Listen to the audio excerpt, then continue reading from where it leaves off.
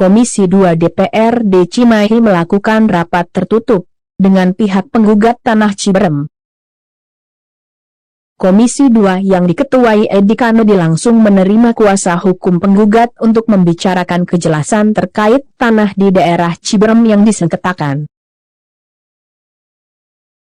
Pada pertemuan pertama, kita ingin mengetahui duduk persoalan yang terjadi terkait dengan aset Kota Cimahi menyangkut lahan Ciberem. Kemudian, alhamdulillah pada hari ini kita mendapatkan semua keterangan-keterangan yang kita berikan. Kita ingin mengetahui dari pihak PT Adidharma Bumi Indonesia Indah ini apa sih landasan mereka berpijak? Terus kenapa sih sampai persoalan ini berlarut-larut?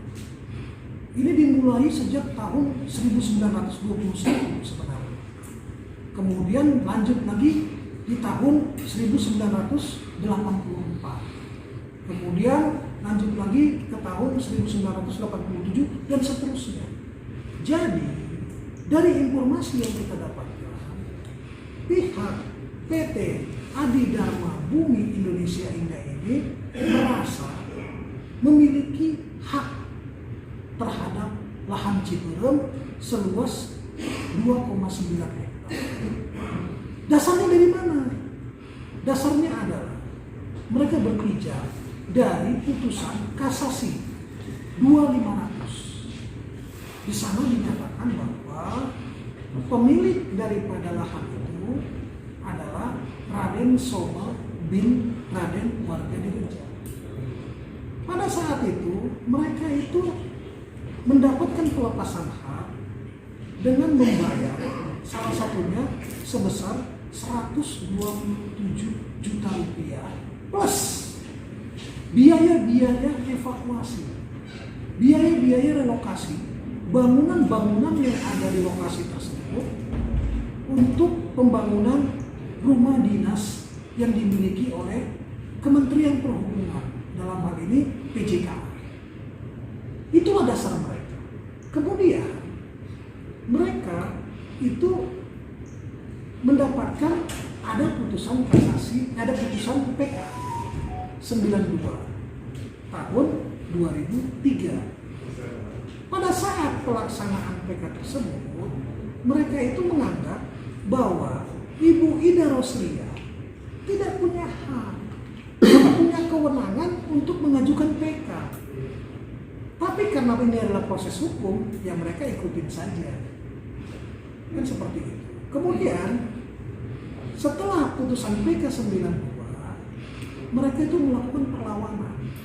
Karena pada saat PK 92 tersebut, di sana terjadi pelepasan hak yang dilakukan oleh Ibu Rida Roslia sebagai janda daripada Freddy Hugo yang mendapatkan hibah dari John Henry van Bloemensteen, sehingga mereka menganggap pihak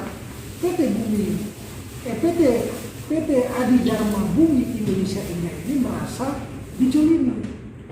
Kenapa sampai terjadi proses transaksi tersebut? Kemudian mereka melakukan perlawanan-perlawanan. Akhirnya pada saat pengajuan PK 117 perdata dan berdasarkan PK 110 tun, mereka menyatakan bahwa mereka adalah pemenang.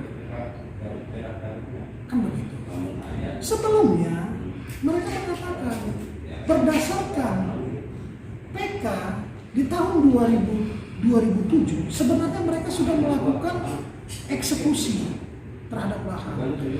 Pengajuan permohonannya diajukan, kemudian penetapan dari pengadilan juga dikeluarkan.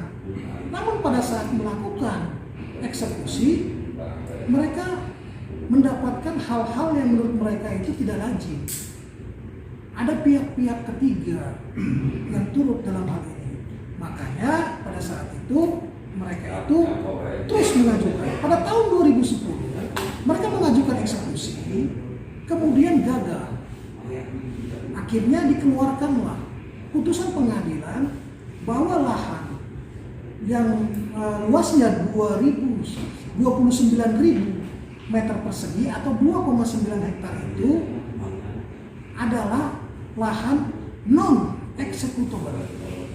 Karena di sana itu sudah dikuasai oleh pihak ketiga yang tidak masuk dalam perkara atau tidak masuk dalam termohon eksekusi. Kemudian 2017 juga mereka ingin melakukan lagi eksekusi, gagal lagi, dan pengadilan sudah mengeluarkan putusan. Dasar-dasar inilah yang dipakai oleh pihak PT Adi Dharma Bumi Indonesia Indah. Dalam hal ini Awong Hijaya, dan sekarang dilanjutkan oleh putranya Enrico Haryono. Seperti itu kan. Alhamdulillah, setelah kita mendengarkan semua penjelasan, semua alasan-alasan yang mereka sampaikan, kami dari Komisi 2 bisa memaklumi kenapa mereka melakukan upaya hukum sampai saat ini juga terus melakukan upaya hukum. Kami hanya mengingatkan, kemudian kami mencoba mengetuk hati daripada pihak PT Adi Dharma Bumi Indonesia Indah.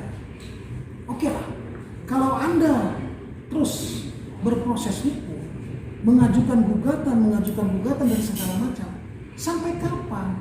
Ini gak akan selesai-selesai. Kami kasihan lihat pihak Awong Hijaya, dalam hal ini PT Adi Dharma Bumi Indonesia Indah. Gimana nanti kalau ternyata dimenangkan oleh PT Adi Dharma Bumi Indonesia Indah, tetapi dalam pelaksanaan eksekusinya gagal lagi.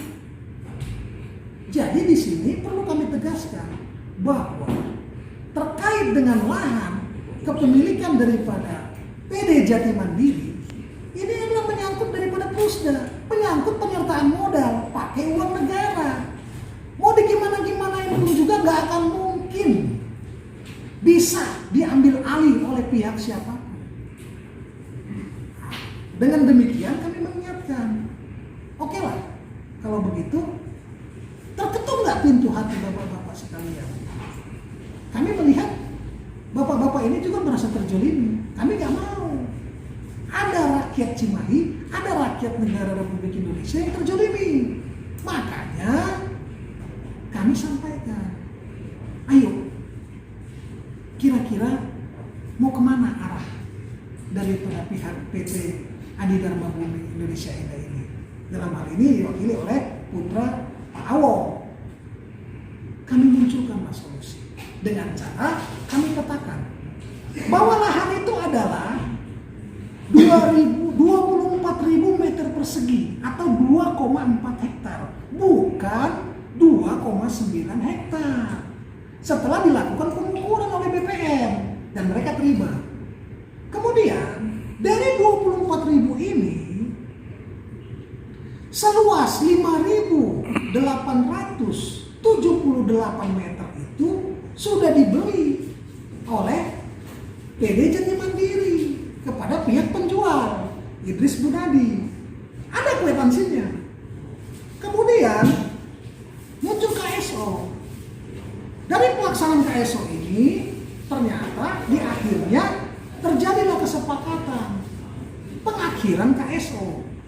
Kemudian para pihak bersepakat.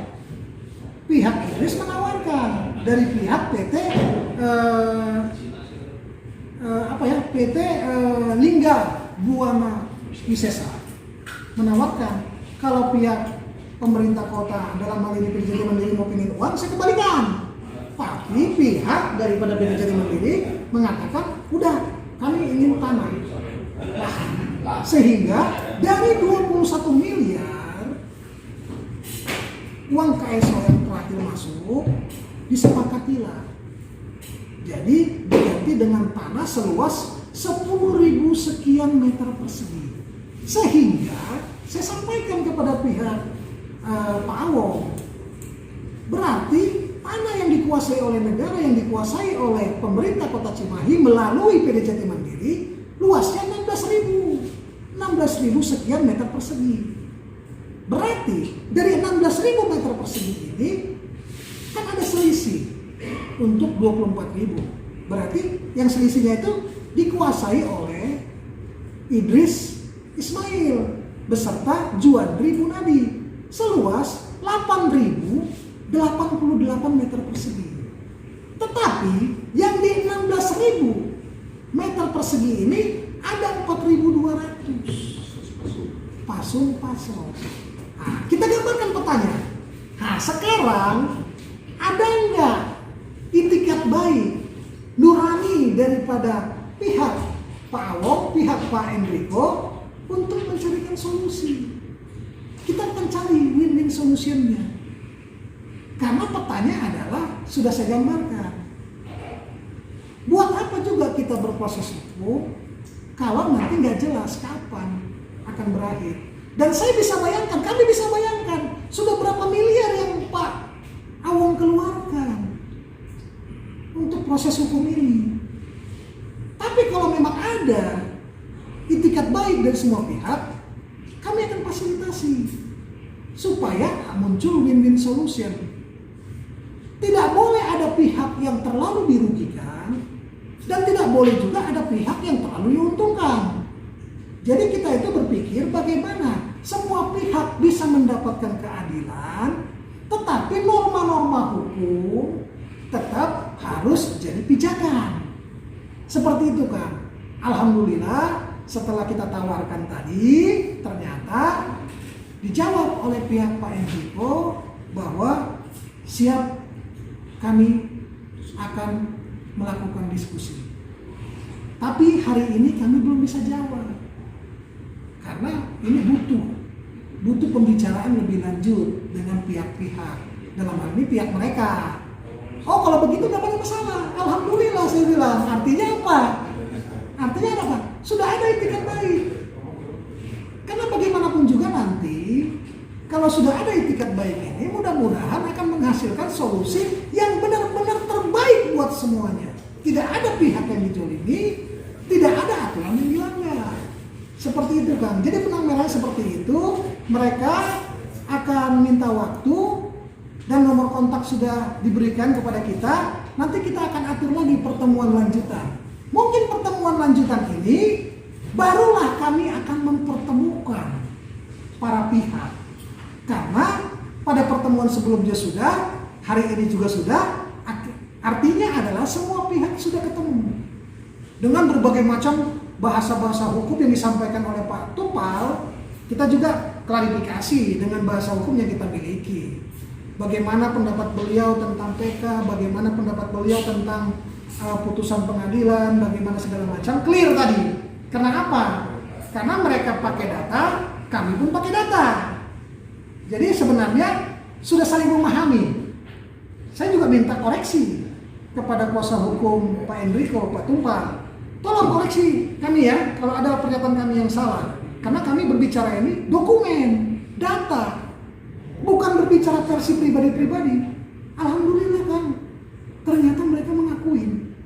Termasuk masalah PK, yang menurut mereka itu sudah dibatalkan dan itu adalah kesaksian palsu dari seorang pengacara berinisial BS.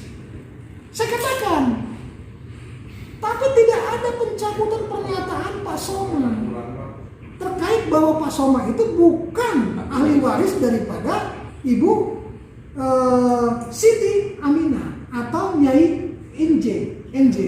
Tidak ada. Terus kemudian tidak ada juga dalam putusan baik PK 117 menyatakan bahwa dokumen-dokumen yang dipergunakan palsu. Tidak ada. Artinya kemungkinan bisa terjadi. Bisa saja pengacara BS tadi cara mendapatkannya yang tidak jujur. Tapi dokumennya sah, absah secara hukum. Karena tidak ada pembatalan daripada bukti-bukti hukum tersebut. Jadi clear hari ini. Artinya kita doakan bersama bagaimana nanti supaya persoalan aset Tanah Ciberem ini segera selesai. Kemudian kita punya tugas lain lagi yang sudah menunggu, bagaimana mengelola tanah tersebut sehingga bisa berdaya guna dan berhasil guna. Ingat ya, berdaya guna dan berhasil guna. Bukan untuk keuntungan pribadi-pribadi. Siapapun di sini yang punya niatan pribadi, kami libas.